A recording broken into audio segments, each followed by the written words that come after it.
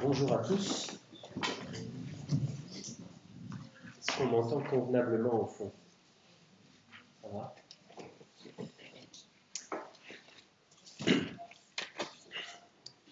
Alors on va ouvrir nos Bibles ce matin dans le psaume 42. Psaume 42.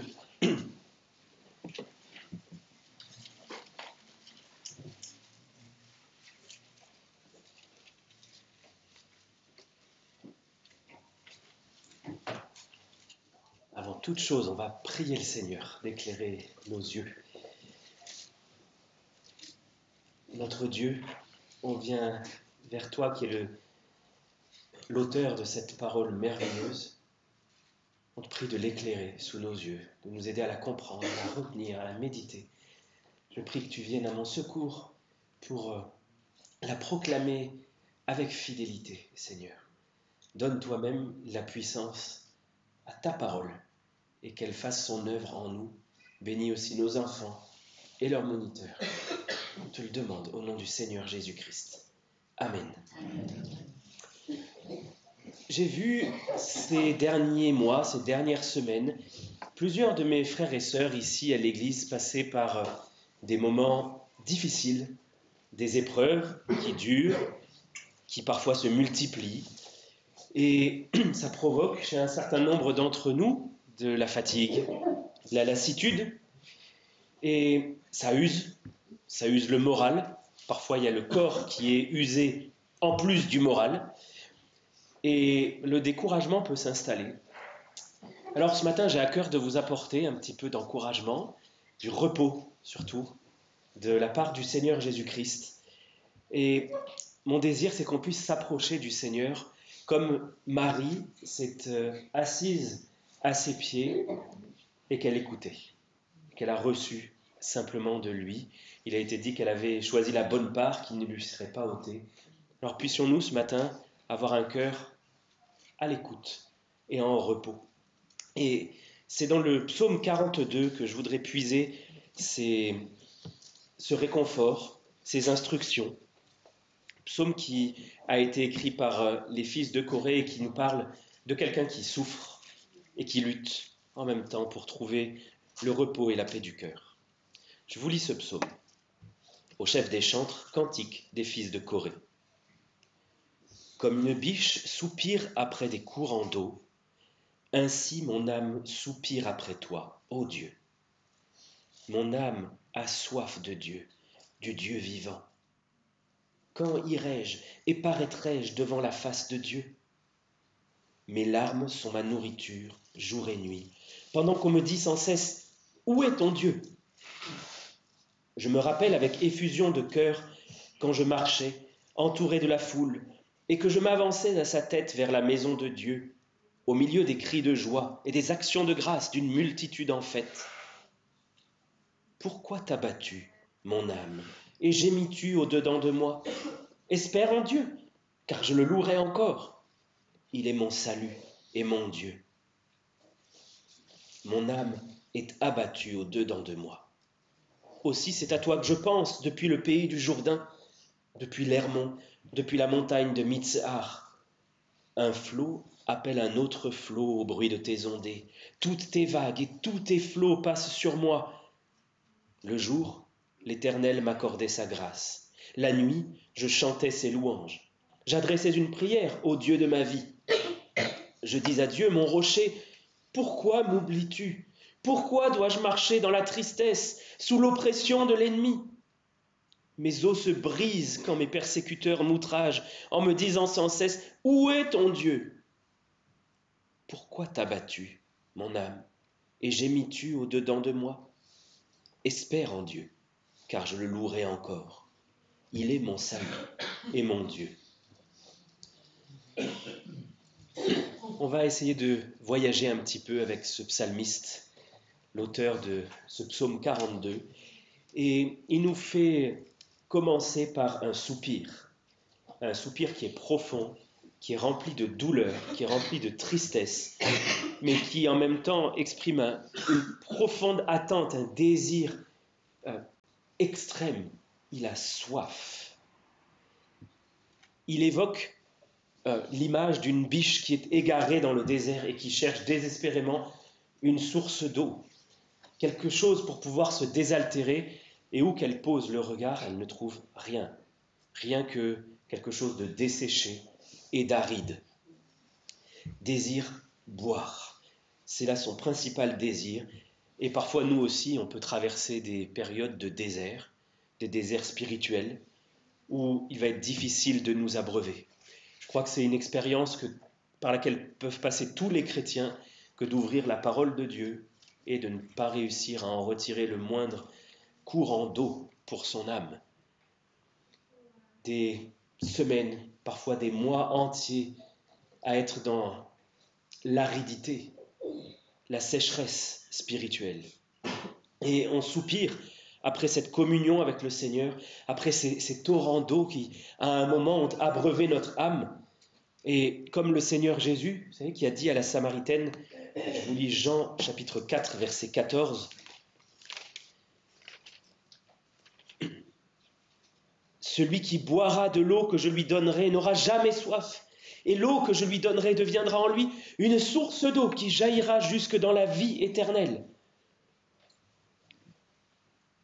Il y a ce soupir de cette communion retrouvée avec Dieu, de cette âme désaltérée, rafraîchie par lui. Et en méditant sur cette question de la soif, je me suis rendu compte que le psalmiste, lui, il se rendait compte qu'il avait soif. Il se rendait compte qu'il avait besoin du Seigneur. Mais il arrive, nous, qu'on ne se rende pas compte qu'on a soif. Il y a des personnes qui, d'un seul coup, souffrent de déshydratation. Pourquoi ? Parce qu'elles n'ont pas ressenti la soif, qu'elles avaient besoin de boire. Il y a des personnes qui se décrivent elles-mêmes comme des chameaux, ne boivent jamais. Elles n'éprouvent pas le besoin de boire. Et est-ce qu'on est parmi ceux-là qui ne se rendent pas compte que notre âme est assoiffée? Des âmes qui s'épuisent, qui souffrent, qui se fatiguent. Alors, est-ce que votre âme est abattue? Est-ce que votre âme est languissante? Est-ce qu'elle a soif? Quand est-ce que vous avez pris soin de votre âme la dernière fois? Et comment est-ce que vous avez pris soin de votre âme? Est-ce que vous êtes allé étancher une soif dans des sources d'eau corrompue, croupie, saumâtre, une eau qui ne désaltère pas vraiment? Ou est-ce que vous êtes allé à la source d'eau vive, au Seigneur Jésus, qui a dit « Celui qui boira de l'eau que je lui donnerai, eh bien, cette eau deviendra en lui une source qui va jaillir jusque dans la vie éternelle. » Parfois, c'est vrai, on va chercher à se désaltérer, mais pas à la bonne source. On va aller chercher à se désaltérer dans les plaisirs du monde, et « Ah, ça va pas, j'ai besoin d'aller me réjouir un peu. » Et on va aller dans le monde chercher des plaisirs, des choses qui détendent. Si vous regardez avec moi dans le prophète Jérémie, chapitre 2, et verset 13. Jérémie, chapitre 2, verset 13.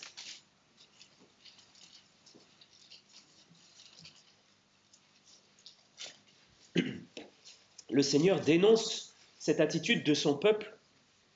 Il dit « Mon peuple a commis un double péché.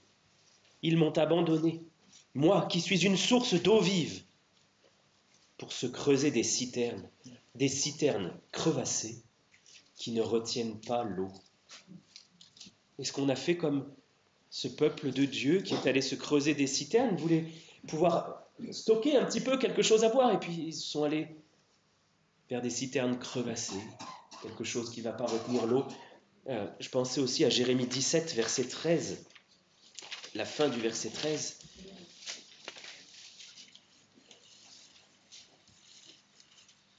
Il est écrit que ceux qui se détournent de moi seront inscrits sur la terre, car ils abandonnent la source d'eau vive, l'Éternel.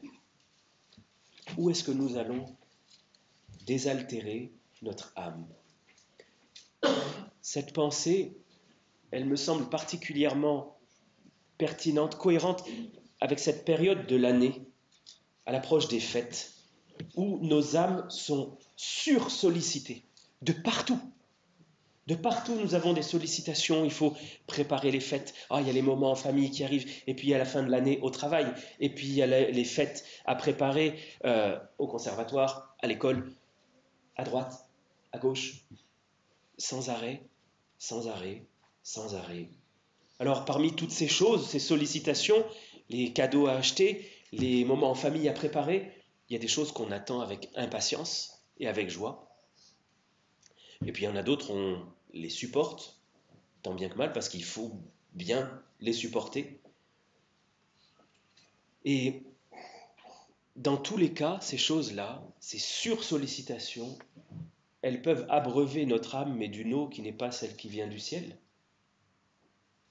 Peuvent attirer notre âme à droite, à gauche, mais les détourner, nos âmes, de la source d'eau vive, qui est le Seigneur. C'est lui seul qui peut vraiment rafraîchir et désaltérer nos âmes. Et pour continuer dans notre texte, on voit qu'on a affaire à une personne qui est triste, une personne dont la foi est vraiment mise à l'épreuve, parce qu'on lui dit, au verset 4, « Où est ton Dieu ?» C'est une personne qui était malmenée, peut-être moquée, chahutée. On lui disait, « Mais tu crois en Dieu ? Mais vu ta situation, mais il est où ton Dieu ? Il existe vraiment ce Dieu-là ? Mais alors, pourquoi est-ce que tu es dans cette épreuve, dans cette maladie, dans cette situation ? Pourquoi est-ce que tu déprimes ? Si tu as un Dieu, il est où alors ? Puisqu'il te laisse vivre cette situation. Et nous, est-ce qu'on n'est pas souvent face à des situations semblables ? Pas forcément quelqu'un qui va vraiment nous malmener, mais nos propres pensées qui vont nous chahuter. Nos pensées qui vont dire, mais Dieu, où il est ? Je le prie et j'ai pas de réponse. Pourquoi ça se passe mal en ce moment ? Les autres, ça a l'air d'aller bien et moi, ça va pas. Ah, il y a quelque chose qui doit pas aller. Peut-être que Dieu m'a abandonné. Et si on ajoute à cela l'actualité du monde, l'actualité qui est très angoissante, très stressante, je veux dire, mais où est Dieu ? Où est Dieu dans les conflits qui agitent notre monde ? Où est Dieu dans la violence et la méchanceté qui gangrènent notre société ? Où est ton Dieu ? Et cette pensée, elle peut revenir, lancinante. On s'en rend peut-être pas forcément compte. On la formulera peut-être pas de cette manière-là. Mais on va expérimenter ce doute, ces angoisses à l'intérieur, comme le psalmiste. Notre psalmiste, justement, il lutte aussi avec d'autres pensées. À partir du verset 5, il lutte avec l'idée que avant, c'était mieux. Avant, j'allais à l'église, j'étais heureux. Avant, je sais que j'étais plein du désir de lire la parole. Avant, la parole me parlait. Et puis maintenant, c'est le silence. Dieu m'a certainement abandonné. Voilà l'idée qu'il y a dans le cœur de cet homme qui souffre. Il a soif. Il voudrait retrouver cette communion avec Dieu. On lui dit, mais il est où ton Dieu ? Et il en arrive à la conclusion, mais avant, quand je regarde, c'était bien avant. Et maintenant, c'est pas bien. Ah, Dieu m'a certainement laissé. Je suis sec. Ma vie est aride. Et j'ai soif. Et on arrive à ce verset 6, qui est un refrain. Vous avez peut-être remarqué, quand on a fait la lecture, il revient 2 fois, ce refrain. Pourquoi t'as battu, mon âme ? Gémis-tu au-dedans de moi ? Espère en Dieu, car je le louerai encore. Il est mon salut et mon Dieu. On a là une note d'espoir, un petit rayon de lumière qui apparaît, une petite voix qui l'appelle à penser autrement, à regarder différemment le monde qui l'entoure, ses circonstances, sa situation, sa maladie, sa persécution. Alors, cette voix, elle est vite étouffée, parce que les soucis reviennent juste après. La tristesse reprend le dessus. Mais elle s'est quand même fait entendre, cette voix. Est-ce que vous l'entendez ? Cette voix qui vous dit, c'est la voix du Saint-Esprit qui dit, « Hé, pourquoi t'as battu mon âme ? Est-ce que vous entendez Dieu vous appeler à regarder ailleurs, ailleurs qu'aux circonstances, à voir les choses différemment? Peut-être que vous avez de la difficulté à l'entendre, parce que les bruits du monde, les bruits de la fin de l'année sont assourdissants. Tellement de choses à faire, des emplois du temps tellement chargés, tellement d'objectifs, que tout ça nous encombre, fait du bruit dans notre âme, nous empêche d'entendre la voix du Saint-Esprit. C'est un peu ce qui se passe dans la vie de ce psalmiste. Il y a cette voix qui se fait entendre, et puis elle est tout de suite étouffée par les soucis qui reviennent. Alors, au verset 7, on voit, il dit « Mon âme est abattue au-dedans de moi ». Il essaye quand même de penser à Dieu. Il dit aussi « C'est à toi que je pense ». Depuis le pays du Jourdain, depuis l'Hermon, depuis la montagne de Mitzar, il essaye quand même de penser à Dieu. Il essaye d'orienter ses pensées différemment, mais ça ne marche pas. Ça ne marche pas, il retombe encore et encore dans ce même raisonnement de « avant, c'était mieux ». Et ce qui m'a frappé en lisant ce passage-là, c'est qu'il adresse quand même à Dieu une prière. On peut dire que ce n'est pas du tout une prière d'espérance, ce n'est pas du tout une prière pleine de foi et d'assurance que Dieu va exaucer, c'est une prière de détresse, c'est une prière d'angoisse. Il lui dit « Pourquoi m'oublies-tu? Pourquoi dois-je marcher dans la tristesse ?» Donc il ne comprend pas ce qui lui arrive, il pense que Dieu l'a complètement abandonné et oublié. On verra ça un petit peu plus en détail dans un instant, mais il prie quand même. Et vous savez, la prière du malheureux, la prière de celui qui ne comprend plus ce qui lui arrive, Dieu l'entend. Si vous regardez un petit peu avant dans le psaume 34, les versets 18 à 20. Psaume 34, versets 18 à 20.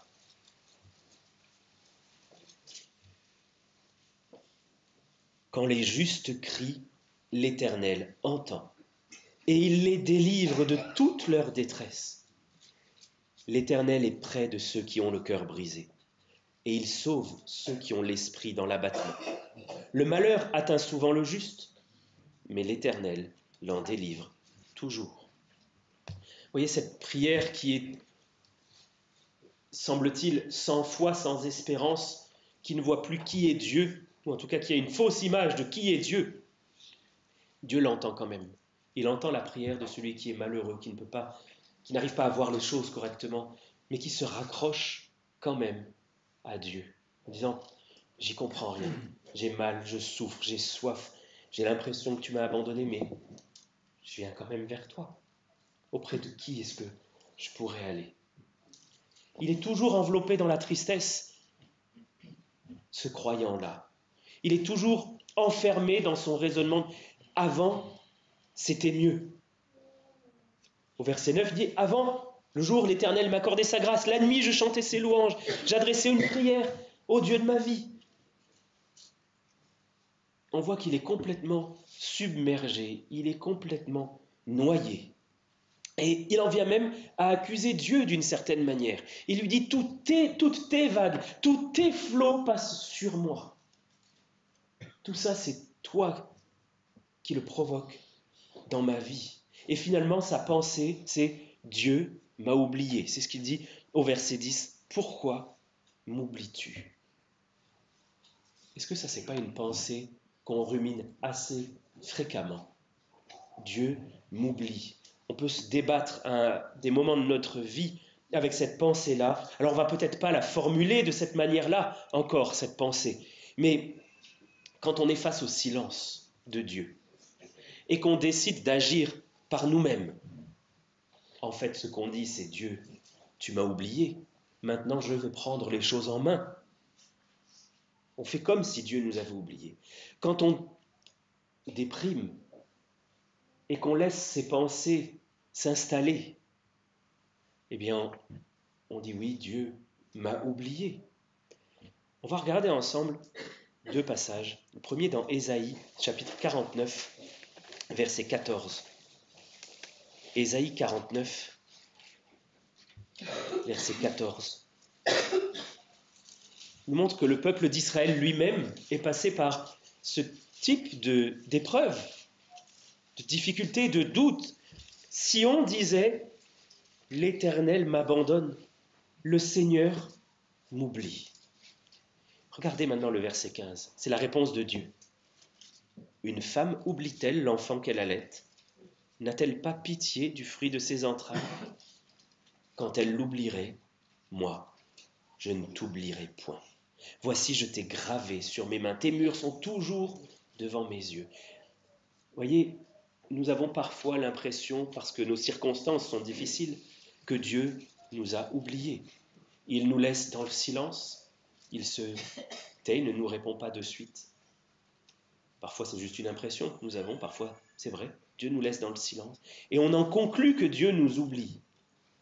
Mais Dieu nous dit, mais une femme n'oubliera jamais l'enfant qu'elle allait. Et même si cela pouvait arriver, moi, je ne vous oublierai pas. Je n'oublierai jamais les miens. J'ai pensé aussi à Marthe et Marie. Vous savez, les deux sœurs de Lazare qui ont perdu leur frère. Si vous regardez dans Jean 11, les versets 21 et 32, Jean 11, versets 21 et 32,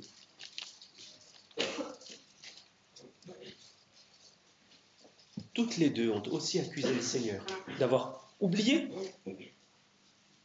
Marthe dit à Jésus, « Seigneur, si tu avais été ici, mon frère ne serait pas mort. » Je lis le verset 32 qui est exactement la répétition du 21. Lorsque Marie fut arrivée là où était Jésus et qu'elle le vit, elle tomba à ses pieds et lui dit, « Seigneur, si tu avais été ici, mon frère ne serait pas mort. » C'est quelque chose de très courant finalement, que des croyants se débattent avec cette pensée, et Dieu m'a oublié. Seigneur, tu as oublié de venir. Pourtant, on t'a adressé une prière, on t'a fait chercher, et tu as oublié. C'est vrai que c'est difficile de concilier la présence de Dieu et l'épreuve. J'ai dit que tu es mon rocher, c'est ce que le psalmiste dit, je dis à Dieu mon rocher, ça veut dire que je m'appuie sur toi, je m'accroche à toi. Mais tu m'oublies, je ne comprends pas. Si je m'accroche à toi, alors pourquoi est-ce que tout ça arrive?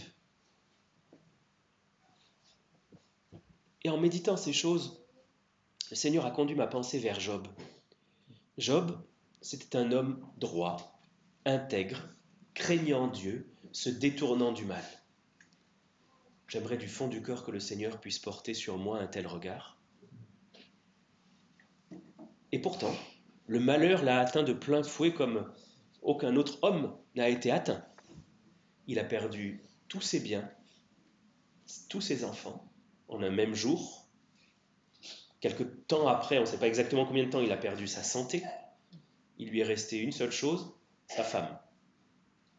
C'était pas un cadeau.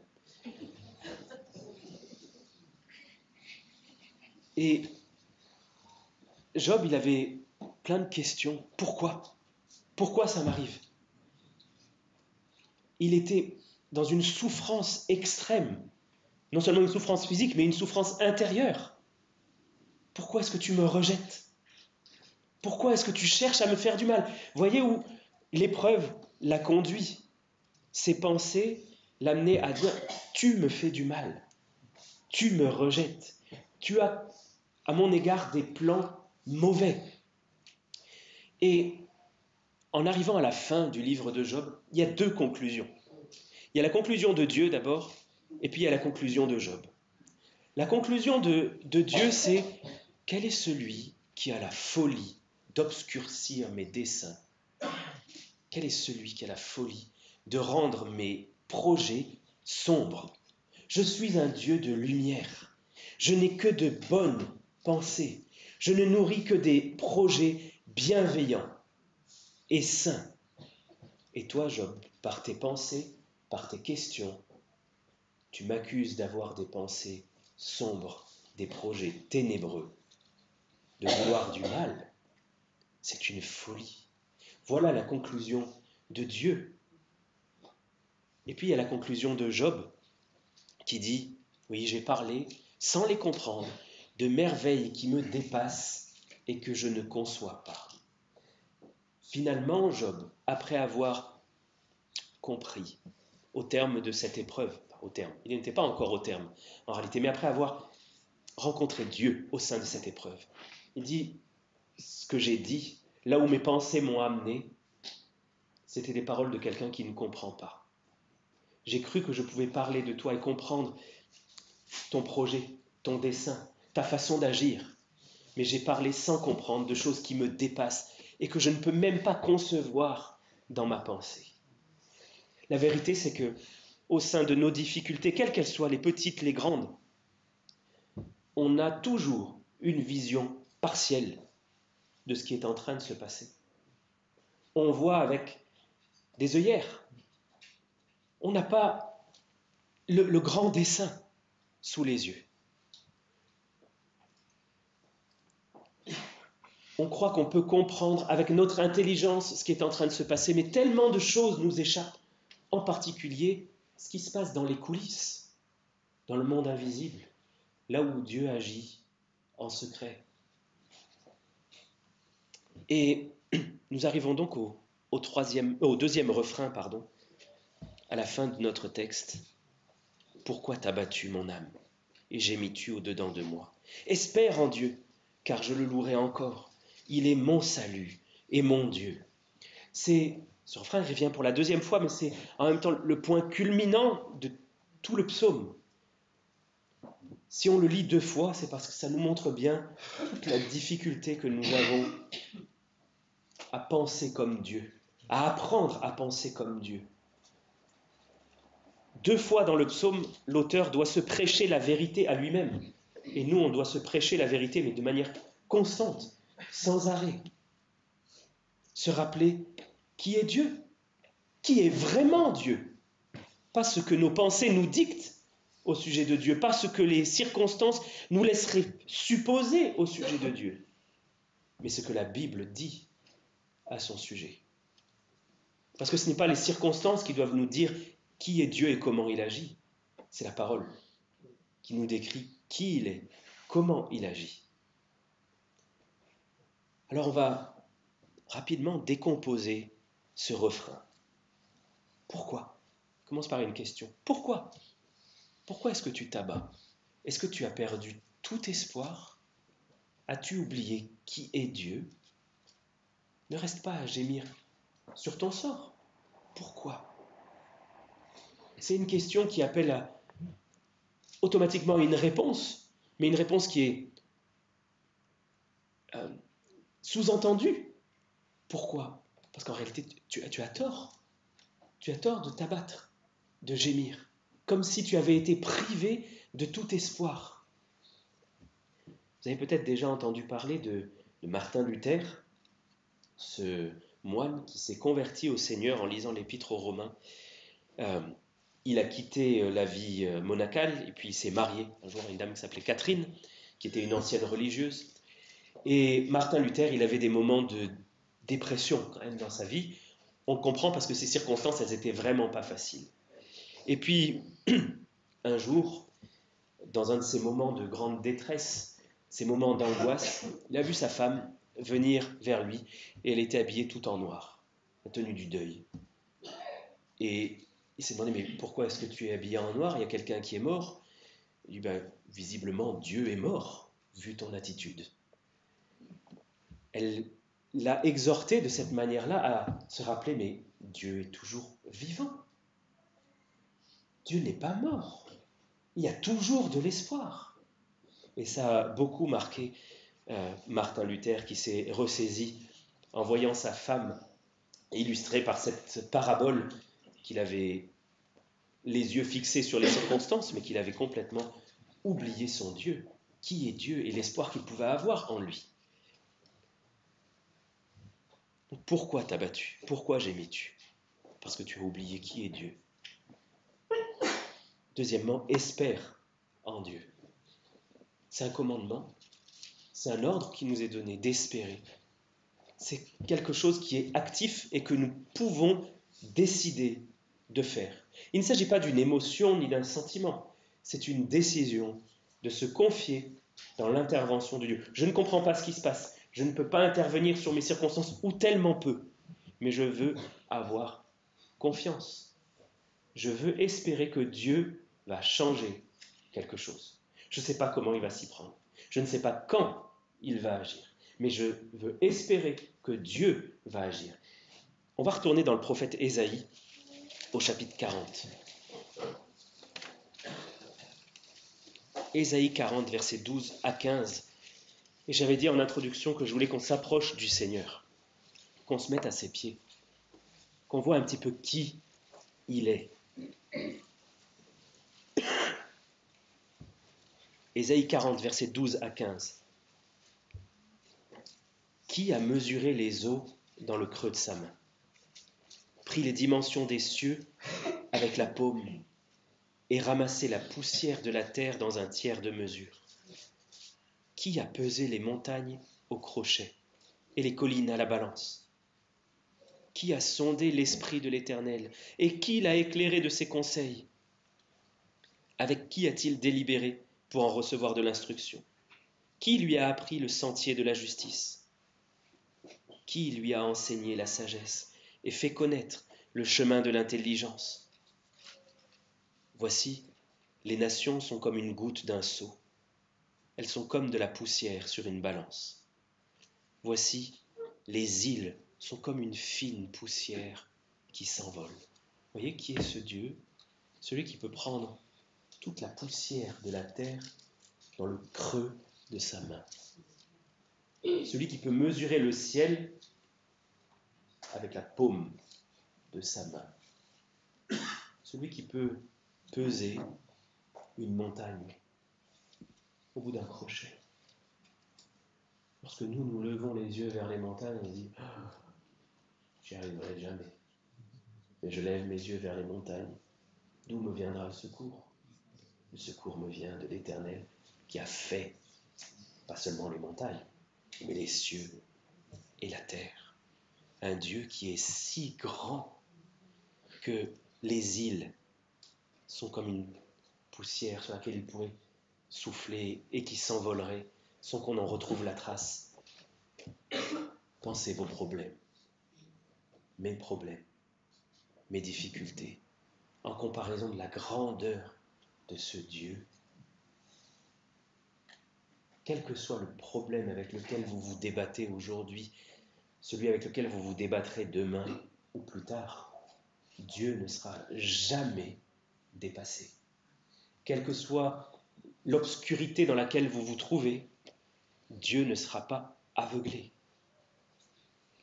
L'entièreté de la création est dans sa main. Dans sa main. Qu'est-ce que nous craignons en réalité? Est-ce qu'il va laisser échapper un seul détail de notre existence? Il contrôle toutes choses, les petites comme les grandes. Et s'il permet que certaines choses surviennent dans notre vie, c'est qu'il les permet. Elles sont passées au travers du filtre de sa volonté bonne, agréable et parfaite. Ça ne veut pas dire qu'il a tout décidé. Il y a un certain nombre de choses que Dieu laisse se produire. À nous, par la foi, de les saisir comme bonnes, agréables et parfaites. Et ce Dieu qui contrôle toutes choses, il nous promet quelque chose, c'est que l'épreuve ne dépassera jamais nos forces, parce qu'aucune tentation, aucune épreuve ne vous est survenue qui n'ait été humaine. Et Dieu qui est fidèle ne permettra pas que vous soyez tentés ou éprouvés au-delà de vos forces. Mais il y a une promesse aussi. Mais avec l'épreuve ou la tentation, il préparera aussi le moyen d'en sortir. Est-ce que c'est pas réjouissant, ça, rassurant de savoir ok, je suis au milieu d'un tourment, une difficulté, mais Dieu a déjà prévu le moyen dont je vais en sortir. Ça n'est pas un tunnel bouché, c'est un tunnel qui a une sortie, je ne la vois pas, mais elle est là, parce que c'est Dieu qui l'a promis. Avec une grande précision, Dieu mesure la difficulté de l'épreuve qu'il permet. Vous savez, il y a certaines recettes de cuisine pour lesquelles il faut être au degré près. 1 degré de plus, c'est trop. 1 degré de moins, c'est encore pas assez. Dieu est à cette précision-là. Il s'assoit pour purifier ses enfants, dit la parole de Dieu. Il s'assoit pour purifier les fils de Lévi.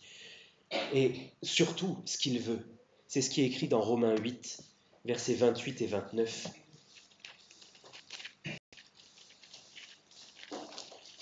Romains 8, versets 28 et 29. Je suis sûr que la plupart d'entre nous connaissent déjà ces versets-là.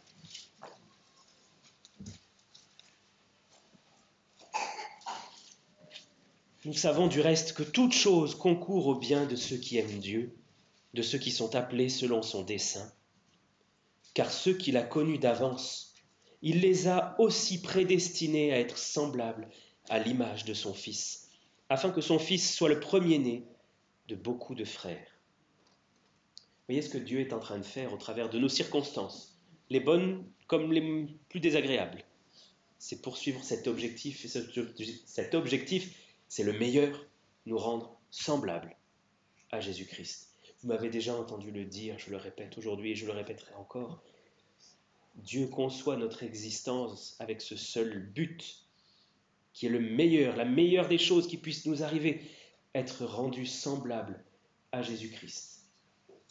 Et vous savez que des parents permettent à leurs enfants d'expérimenter un certain nombre de choses difficiles. Pourquoi les parents aimants laissent leurs enfants avoir des devoirs à l'école?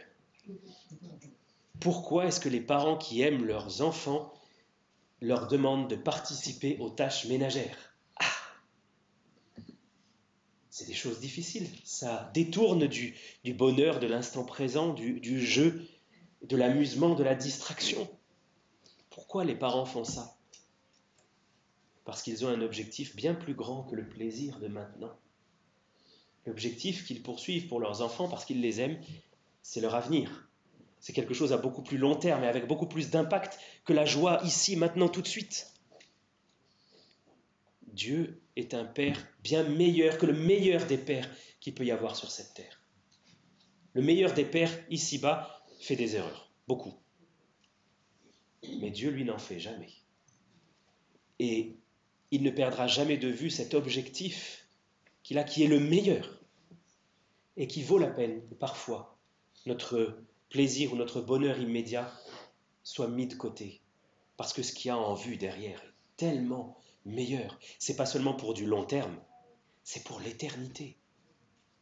Il veut nous rendre participants de sa sainteté, nous rendre semblables à lui, qui est la plus grande révélation, la chose la meilleure à connaître. Notre texte disait donc « Espère en Dieu, car je le louerai encore, il est mon salut et mon Dieu. » On a cet appel à s'approcher du Seigneur. Et je voudrais vous laisser avec Matthieu, chapitre 11, versets 28 à 30. Matthieu 11, versets 28 à 30. Le Seigneur nous invite et il nous dit « Venez à moi, vous tous qui êtes fatigués et chargés, et je vous donnerai du repos. Prenez mon joug sur vous et recevez mes instructions, car je suis doux et humble de cœur, et vous trouverez le repos pour vos âmes, car mon joug est doux et mon fardeau léger. » Notre texte, il se termine avec une promesse, d'une certaine manière. Espère en Dieu, car je le louerai encore. Il est mon salut et mon Dieu. Je peux espérer en Dieu, je suis sûr qu'à un moment, je vais le louer. Dieu ne m'a pas livré et il ne me livrera jamais à un désespoir tel que je puisse dire « Non, c'est fini, jamais plus je ne pourrai louer Dieu. » Non, Dieu va nous surprendre. Dieu va nous surprendre dans nos circonstances. Ayons foi en lui. On va prier ensemble. Père, merci pour ta parole qui nous exhorte à te voir tel que tu es et pas comme les circonstances dans un monde déchu pourraient nous le laisser penser. Tu t'es révélé à nous comme un Dieu qui est lumière, dans lequel il n'y a pas de ténèbres. Un Dieu qui est amour, dans lequel il n'y a pas de plans méchants, haineux, de discours cachés. Merci Seigneur, parce que ta lumière, ton amour nous rassure, nous encourage à nous reposer sur toi au milieu de nos difficultés, cette période qui est aussi très chargée. Seigneur, on vient à toi parce que tu nous invites à venir à toi, à nous reposer en toi et à prendre le joug avec toi parce que c'est toi qui nous aides à le porter. Parce qu'en vrai, c'est pas le joug qui est doux, c'est pas le joug qui rend l'épreuve douce, c'est toi qui portes le joug avec nous et qui rend l'épreuve douce. Donne-nous de nous approcher de toi avec un cœur renouvelé et de voir le monde et nos circonstances avec un nouveau regard au travers de ta parole. On te le demande au nom du Seigneur Jésus-Christ. Amen.